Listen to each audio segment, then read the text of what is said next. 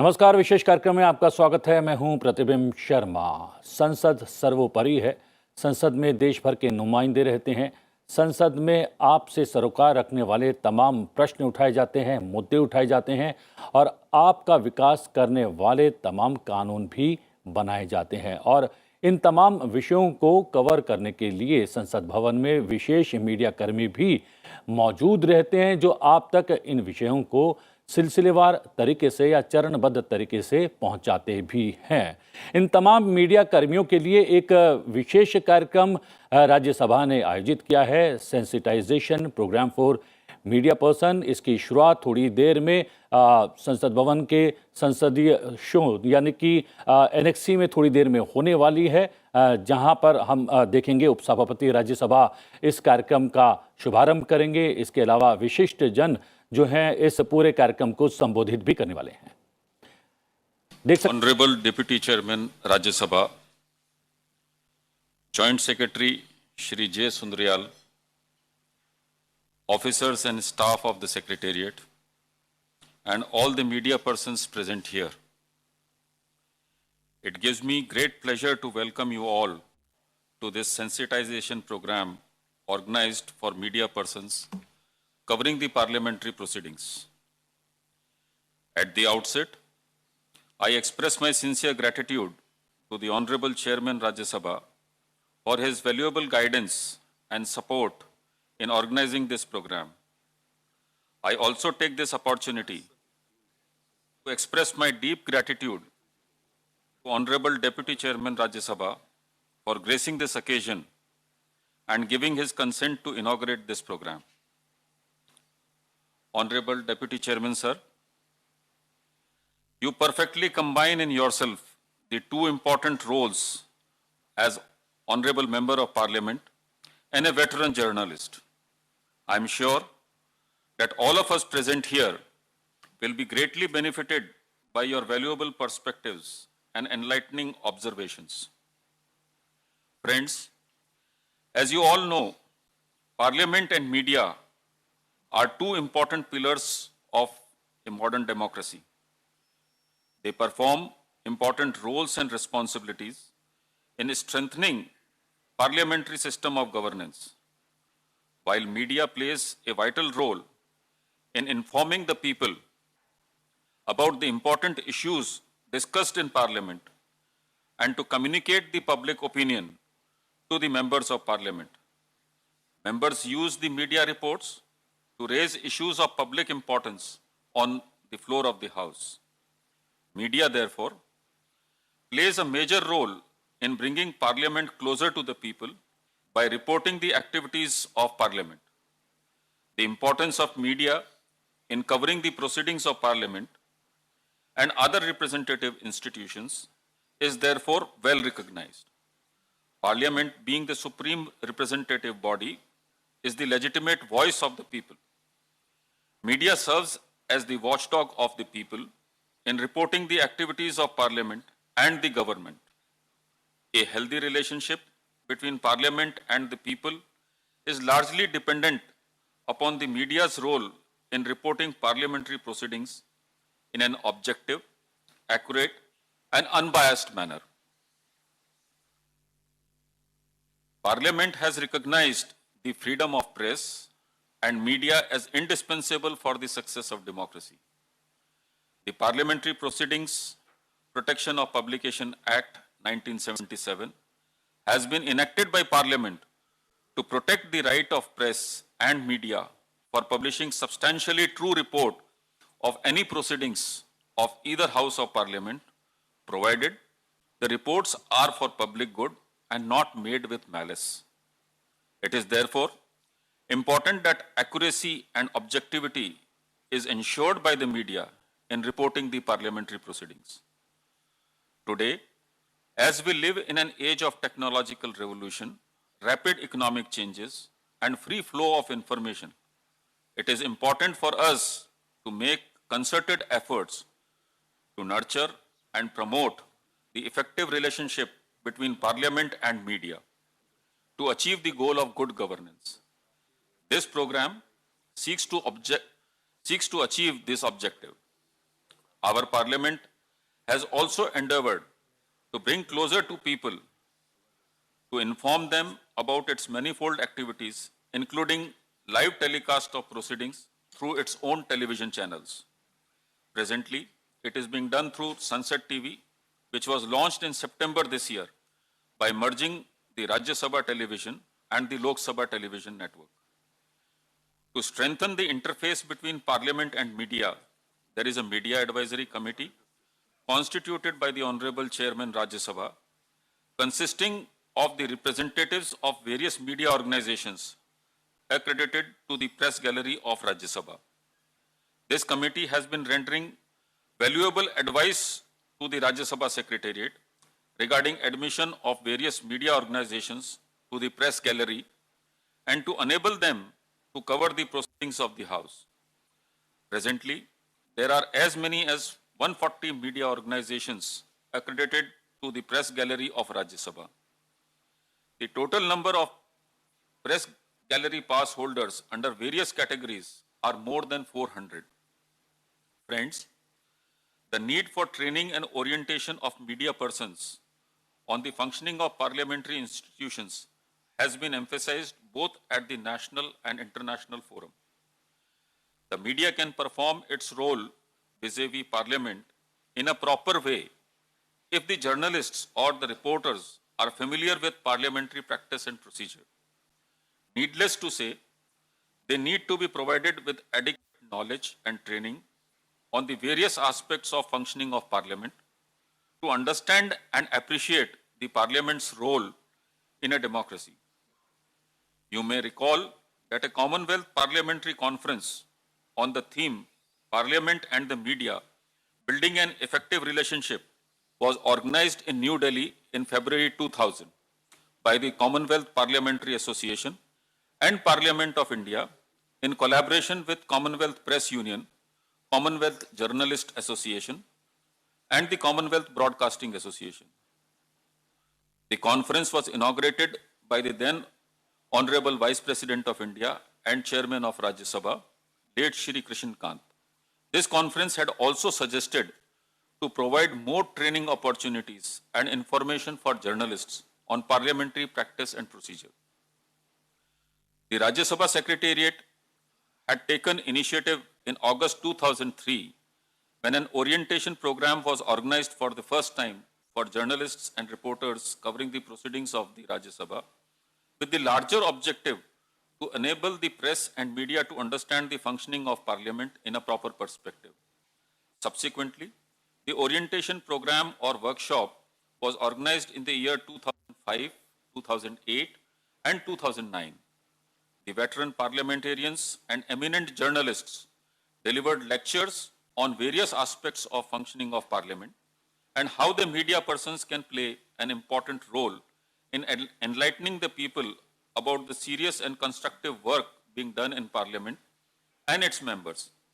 The proactive steps taken by the Rajya Sabha Secretariat over the years to engage meaningfully with the journalists and reporters representing various media organizations have also produced desired results with wider media coverage of the proceedings of Parliament and the report of its committees, which augur well for an informed citizenry and revitalizing democracy. Friends, during the course of the 2 days program, there will be sessions on important subjects such as basic parliamentary procedures and their scope, legislative process, what to report, what not to report, which will cover issues such as expunction of unparliamentary remarks, parliamentary privileges, freedom of press, etc. Functioning of Indian Parliament, major reforms, which will broadly cover the committee system, the media and parliamentary coverage perspective of members, and legislation during British rule until 1952. These sessions will be addressed by Shri Bhupendra Yadav, Honorable Minister of Environment, Forest and Climate Change, and Minister of Labour and Employment, Shri Swapan Das Gupta, Honorable Member of Parliament, Dr. V.K. Agnihotri, former Secretary General Rajya Sabha, Dr. T.K. Vishwanathan, former Secretary General Lok Sabha, Shri Mukul Pandey, OSD to Rajya Sabha Secretariat, and Shri K.V. Prasad, former Chairman of Media Advisory Committee of the Rajya Sabha. You will get an opportunity to interact on various relevant themes with the distinguished speakers who have rich knowledge and experience in building an effective relationship between the Parliament and the media. We know that you have been covering Parliament for some time, and we are familiar with the functioning aspect of the Parliament. This sensitization program will provide you deeper insight into the operational dynamics of our parliamentary system. I'm sure this interaction between the media persons and the parliamentary fraternity will be productive and enlightening, which will further forge a closer partnership between the two vital institutions of democracy. Before I conclude, I thank all the media persons who have shown keen interest to attend this program. I'm looking forward for enriching sessions and enthusiastic participation from all of you. Thank you.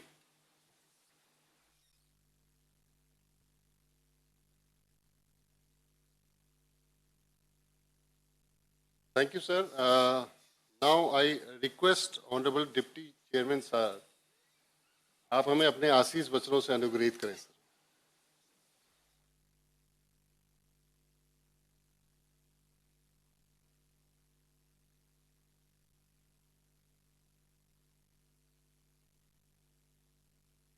इस तेज ठंड के बीच भी यहाँ उपस्थित आप सबको मेरा नमस्कार। राज्यसभा के secretary general Shri P C Modi ji, संयुक्त सचिव श्री जे सुंदरियाल जी, मीडिया के मेरे अनुभवी वरिष्ठ मित्रगण, राज्यसभा के अधिकारी और कर्मचारीगण, पार्लियामेंट्री प्रोसीडिंग्स कवर करने वाले हमारे मीडिया के साथियों के लिए यह कार्यक्रम बहुत सराहनीय है। इस आयोजन व सारी व्यवस्था के लिए सेक्रेटरी जनरल और अधिकारियों को मेरी बधाई। मीडिया के इस कार्यक्रम के बीच आना मेरे लिए घर आने जैसा एहसास है।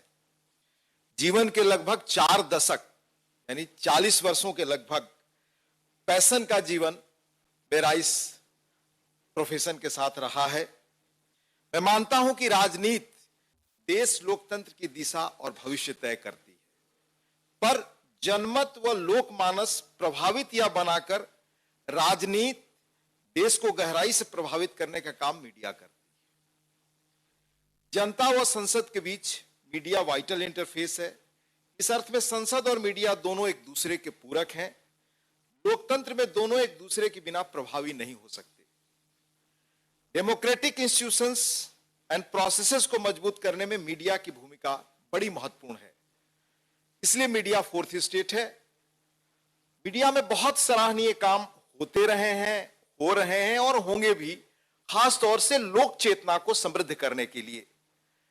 इस तरह के सारे प्रयासों और उनकी भूमिका का मैं बहुत प्रशंसक हूं। आज जिस कार्यक्रम में हम सब उपस्थित हैं उसका विषय है sanitisation programme for media persons covering parliamentary proceedings.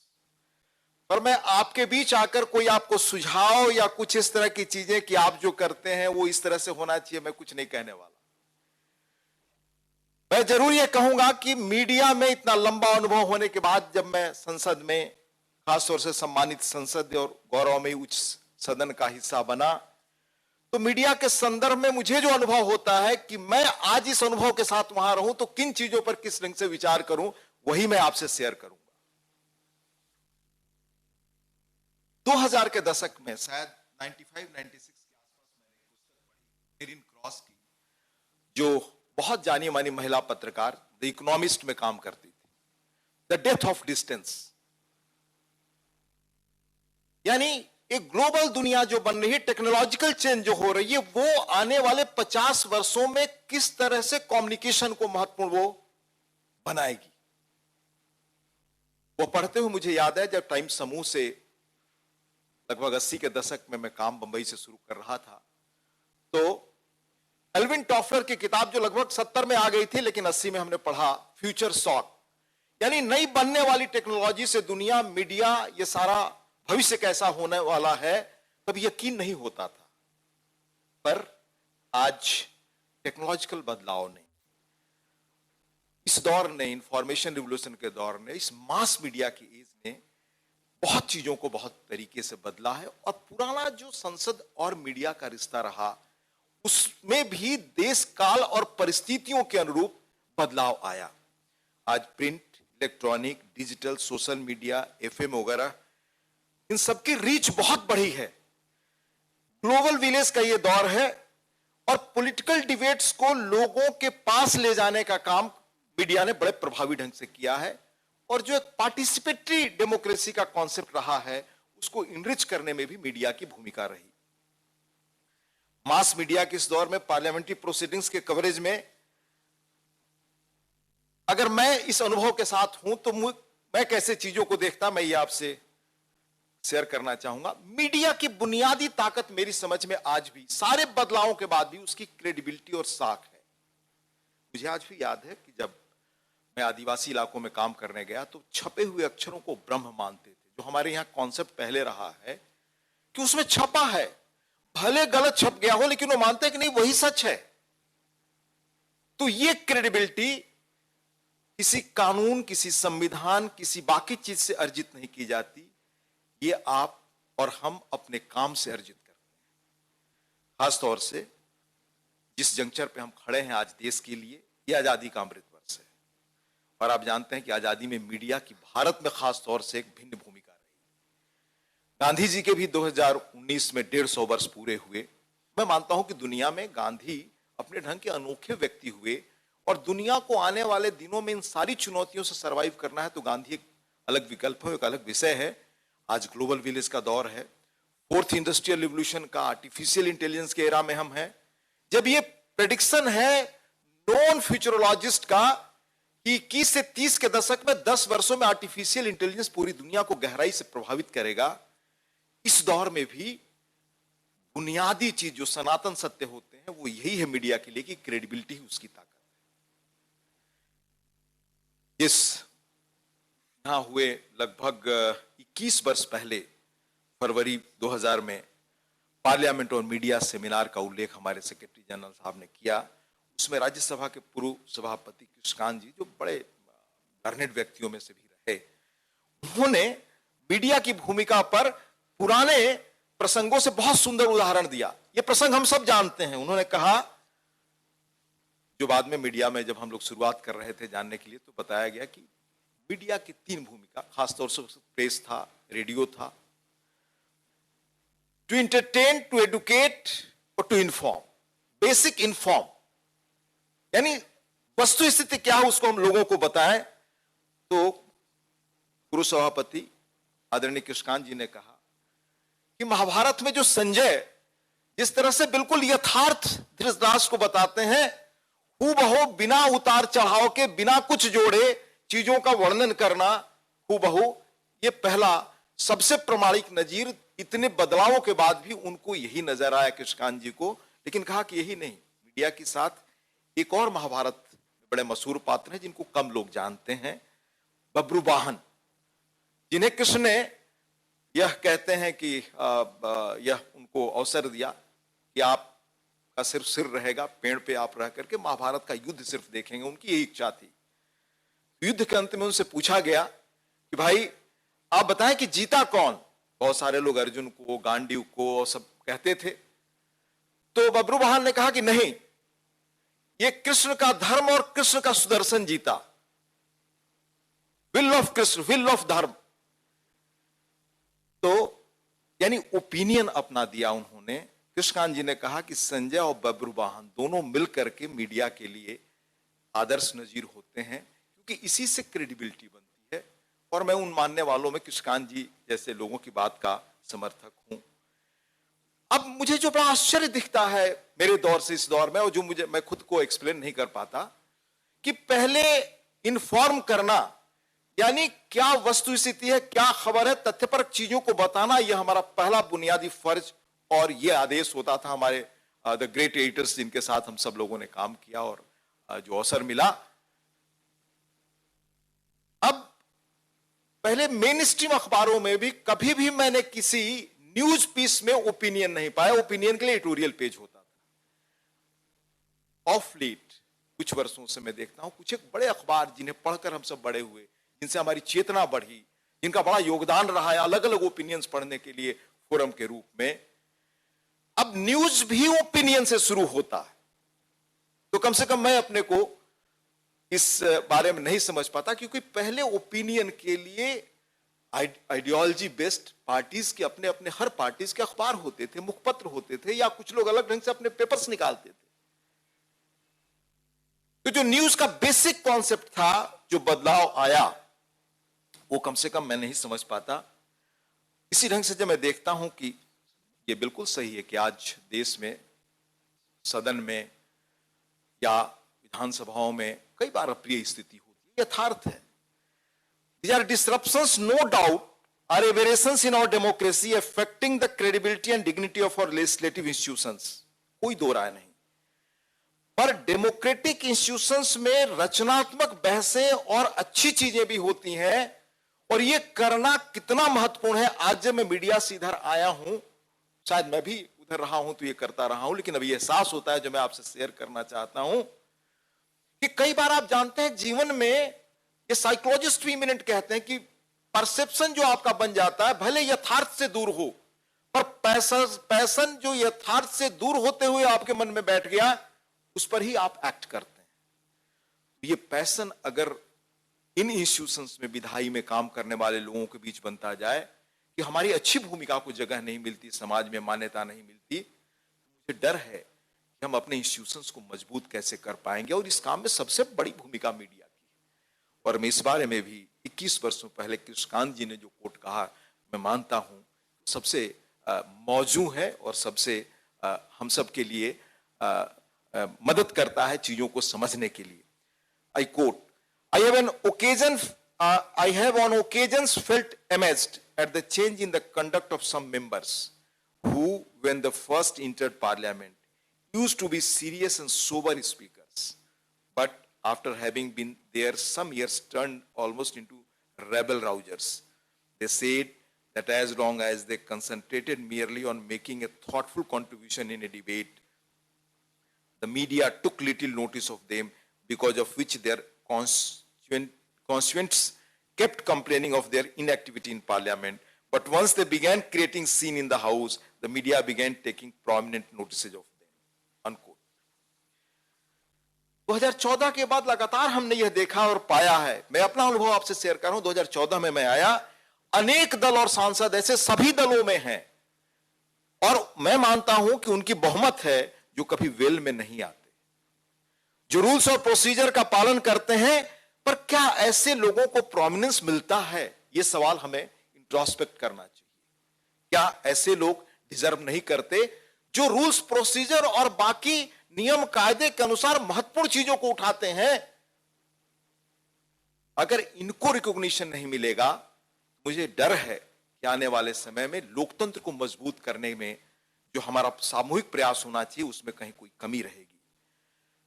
मित्रों, public cynicism about functioning of the institutions of our democracy, if allowed to grow unchecked, can undermine our parliamentary systems of governance which we have built over the last 7 decades. सदन में उठाए गए लोक महत्व के मुद्दों, parliamentary committees द्वारा की गई महत्वपूर्ण रिकमेंडेशंस और संसद सदस्यों द्वारा किए गए रचनात्मक कामों को उजागर करने का महत्वपूर्ण काम मीडिया ही कर सकती है। इससे लेजिस्लेटिव इंस्टीट्यूशंस में लोगों का विश्वास बढ़ेगा। समितियों द्वारा, मैं समितियों में रहा हूं, समितियों में इतनी गंभीर बहस होती है, क्रॉस द पार्टी लाइन उठकर देश के मुद्दों पर बात होती है। उनको पर्याप्त अगर स्थान मिले, और कई बार संसद से ज्यादा समय तक समितियां काम करती हैं, तो मुझे लगता है कि एक बेहतर माहौल बनेगा। माननीय प्रधानमंत्री श्री नरेंद्र मोदी जी ने भी संसद के इसी शीतकालीन सत्र की शुरुआत में महत्वपूर्ण बात कही। I quote, Parliament should be judged by how it functions and its significant contribution rather than who disrupted Parliament forcefully. This cannot be the benchmark. The benchmark should be how many hours the Parliament worked and how much positive work was done. Unquote. Rajya Sabha के हमारे माननीय सभापति Shri M Venkaiah Naidu ji ने हमेशा सदस्यों से आग्रह किया कि वो प्रेशस पार्लियामेंट्री टाइम का इफेक्टिवली उपयोग करें ताकि प्रोडक्टिविटी बढ़ाई जा सके। साथ ही पार्लियामेंट्री इंस्टीट्यूशंस में पब्लिक ट्रस्ट की बहाली की जा सके, लोक सरोकार के मुद्दे उठाने के लिए सदस्यों को अधिक अपॉर्चुनिटी प्रदान करने के लिए, दृष्टिकोण देने के लिए वे अधिक सक्रिय रहे।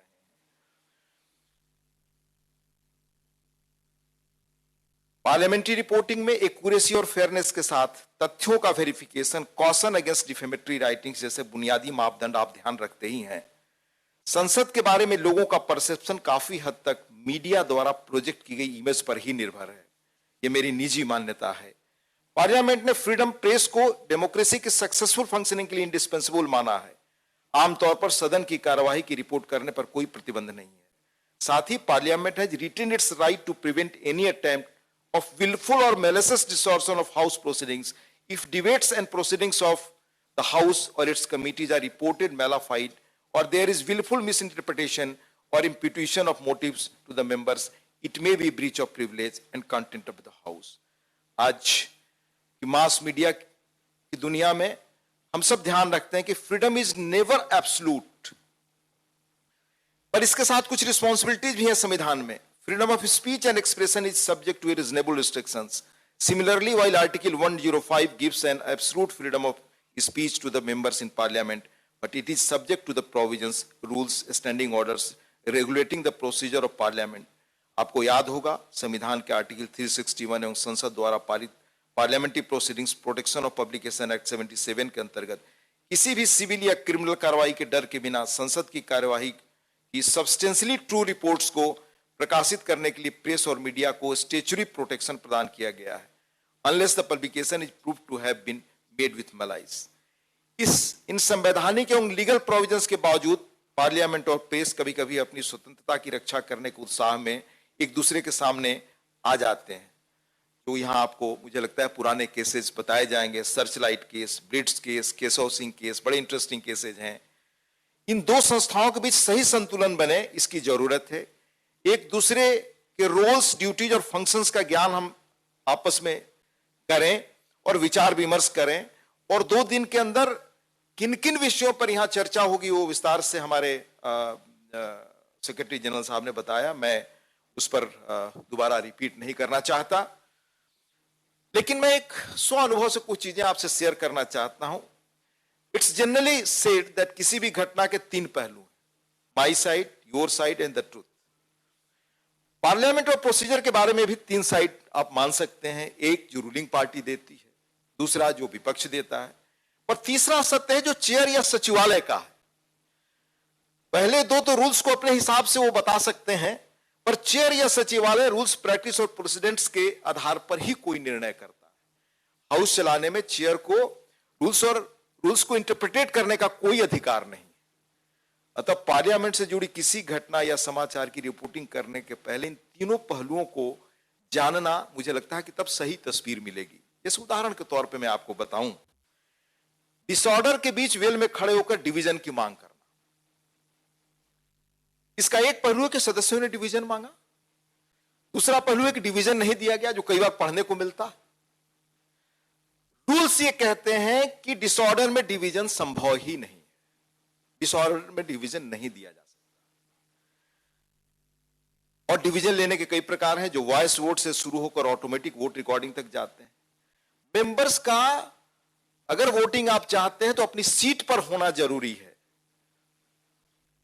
तो विल से डिवीजन आप नहीं मांगते। लेकिन कई बार पढ़ने को मिलता है कि डिवीजन नहीं मिलता, और चेयर के साथ ये दिक्कत है कि चेयर कहीं न प्रेस कॉन्फ्रेंस कर सकता है, उसके लिए अपनी संवैधानिक मान्यताएं हैं जो पालन करता है। दूसरा उदाहरण, ये मैं अपने अनुभव से आपको शेयर कर रहा हूं।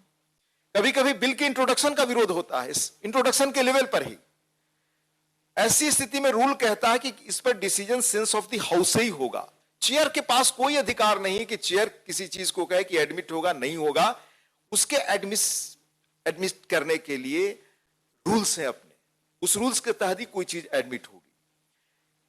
इसलिए अंततः इस पर decision sense of the house से होगा। हाउस ही तय करेगा कि उसको लेना है नहीं लेना है। विरोध इस पर हो सकता है कि बिल कॉन्स्टिट्यूशन में अमेंडमेंट से संबंधित है, इसलिए इंट्रोड्यूस नहीं हो सकता, या कि बिल के इंट्रोडक्शन के लिए महामहिम राष्ट्रपति महोदय की रिकमेंडेशन नहीं ली गई। पर ये सारे रूल्स फॉलो करता है हमारा राज्यसभा, तभी सचिवालय, तभी वो एडमिट होता है। पर अगले दिन जो छपता है उसमें ये बातों का जिक्र नहीं होता कि आर्टिकल 368 संविधान संशोधन की पावर संसद को देता है, और यह कि उस पर्टिकुलर बिल को प्रेसिडेंट की प्रायर रिकमेंडेशन की जरूरत ही नहीं थी। कहना चाहता हूं कि हाउस में क्या हुआ, उन सारे पहलुओं को लेकर एक साथ सेल्फ कंटेंट अगर आप चीजों को देखें तो उससे सही स्थिति पता चलती है। मैं कमिटीज की बैठकों के बारे में कहा, बहुत अच्छी बहसें होती हैं, उस पर काफी चीजें की जा सकती हैं। बजट पर मैं कहना चाहता हूं कि बजट पर कवरेज बहुत बढ़िया ढंग से पिछले कुछ दशकों में बदला है, बहुत व्यापक ढंग से कवरेज मीडिया में देखने को मिलता है। लेकिन आज states in India are actually the one spending the vast amounts of money pass through budget. In 2021-22, all state budgets combined are spending 55% more than the union budget. मुझे लगता है कि मीडिया द्वारा व्यापक ढंग से इनका भी कवरेज होना चाहिए। पीएससी हर साल लगभग 40 रिपोर्ट देती है, अन्य समितियां भी रिपोर्ट देती हैं। Therefore, all necessary information is available to ensure budget coverage is a round-the-year activity now as opposed to being an annual event. और राज्यों में आप देखिए एक्शन टेकन रिपोर्ट्स, अभी पीएससी की बैठक हुई थी, अनेक वर्षों से लंबित है, कई जगह 2-2 दशकों से है। तो इन चीजों पर मुझे लगता है कि बहुत गहराई से जनमत बनाने का, लोगों को अवेयर करने का काम किया जा सकता है।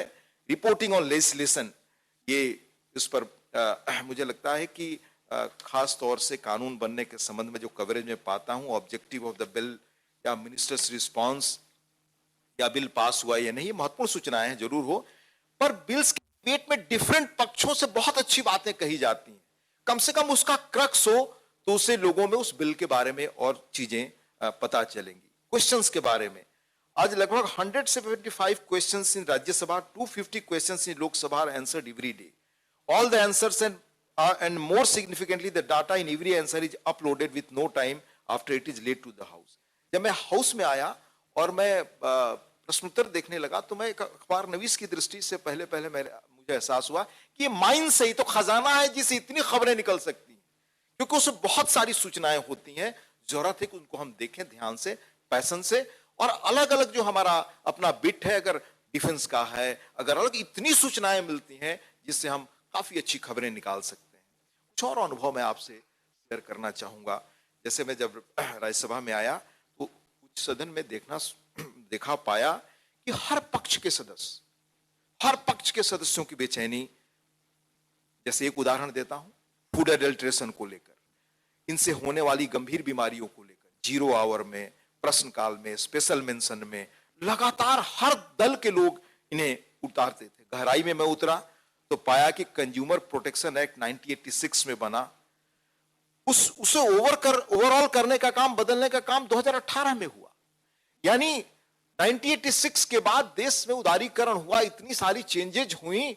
अगर ये चीजें जो लगातार उठती रही हैं पार्लियामेंट में, इन पर अगर फोकस करके मीडिया अगर सजगता बनाए तो देश में और अवेयरनेस पैदा हो, तब शायद ये कानून और जल्दी बने।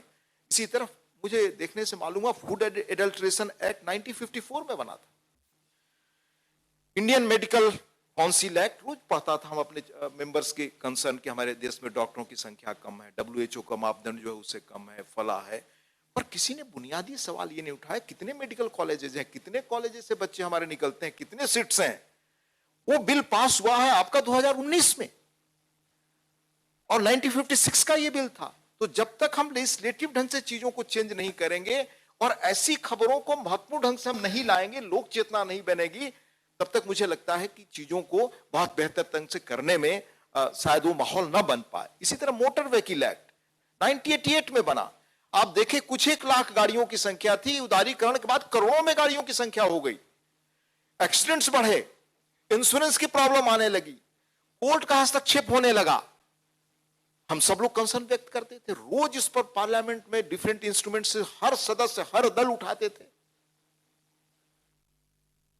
पाया अंततः 28 वर्ष पहले इसमें अमेंडमेंट हुआ था, और 98 में जो इसका अमेंडमेंट हुआ, वो कानून बना था 1939 में, उसको रिप्लेस किया।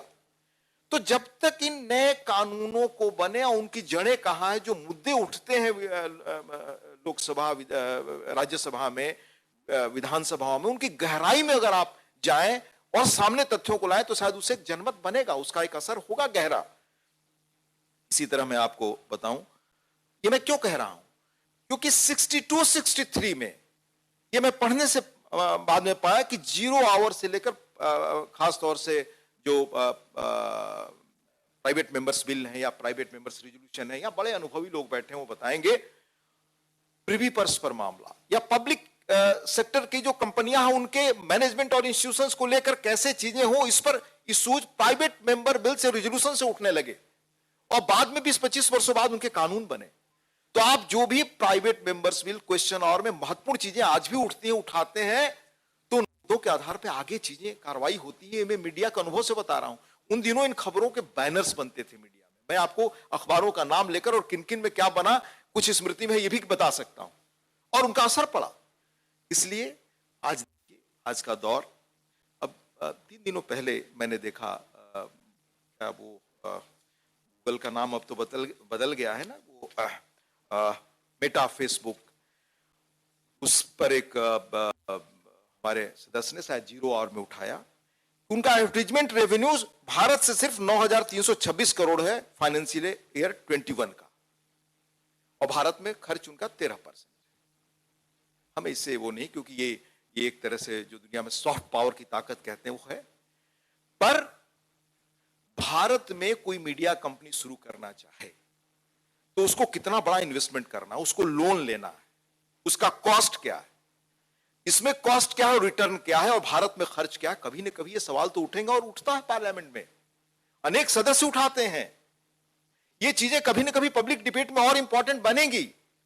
मैं यही कहना चाहता हूं कि ये सारी चीजें के बावजूद जो आप देखते हैं पार्लियामेंट में हंगामा या बाकी जगहों पर, उसके बाद भी कितनी महत्वपूर्ण चीजें हो रही हैं, इन पर अगर हम फोकस करें तो सचमुच देश में कैसे सकारात्मक और माहौल बन सकता है, वो बनाने का काम आपका है। जैसे मैंने कहा, ये बड़ी भूमिका आपकी है। साथियों,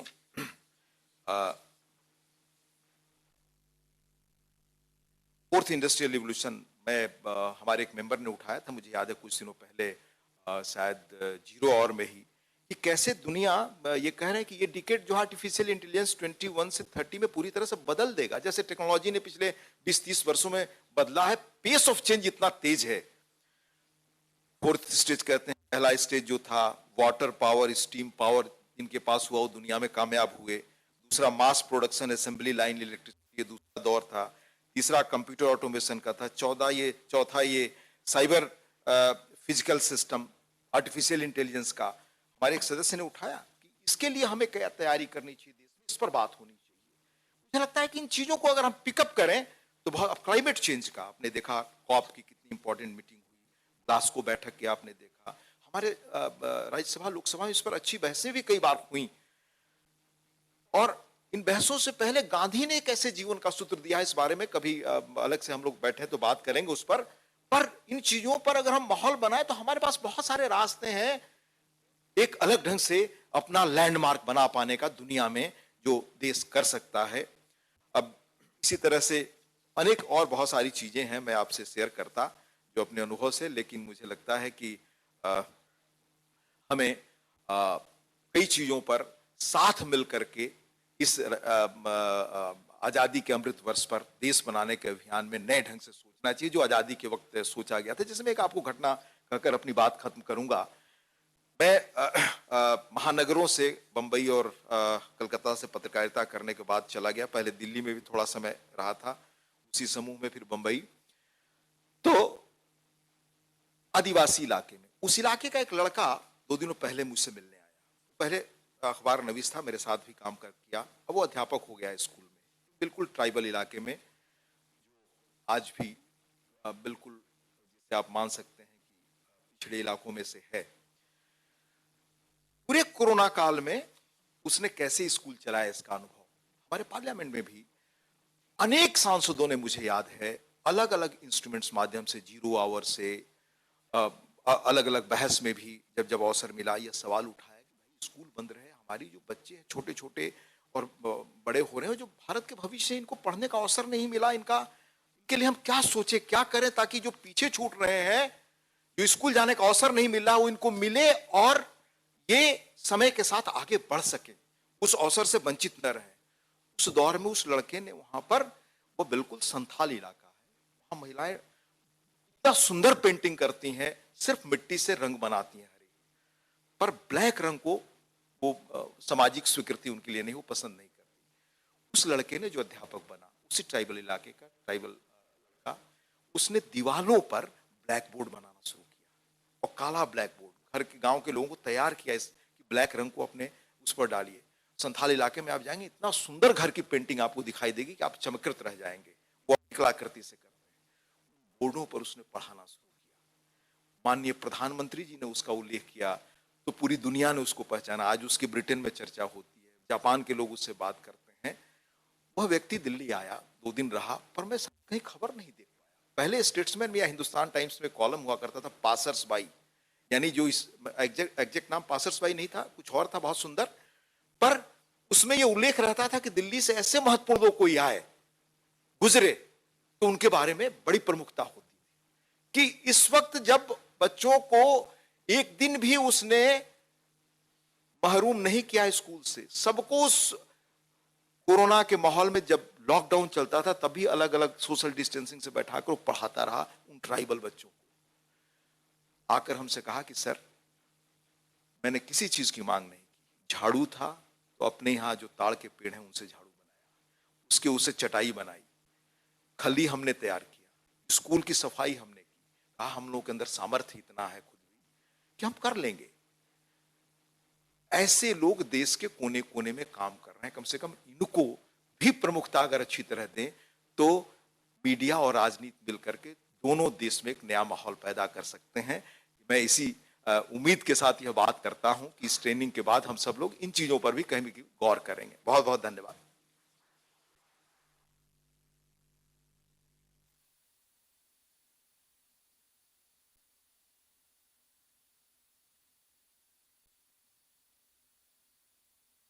शिक्षण प्रकोष्ठ राज्यसभा सचिवालय की ओर से मैं माननीय उपसभापति महोदय और माननीय महासचिव महोदय का कृतज्ञता प्रकट करता हूं और उनको धन्यवाद देता हूं।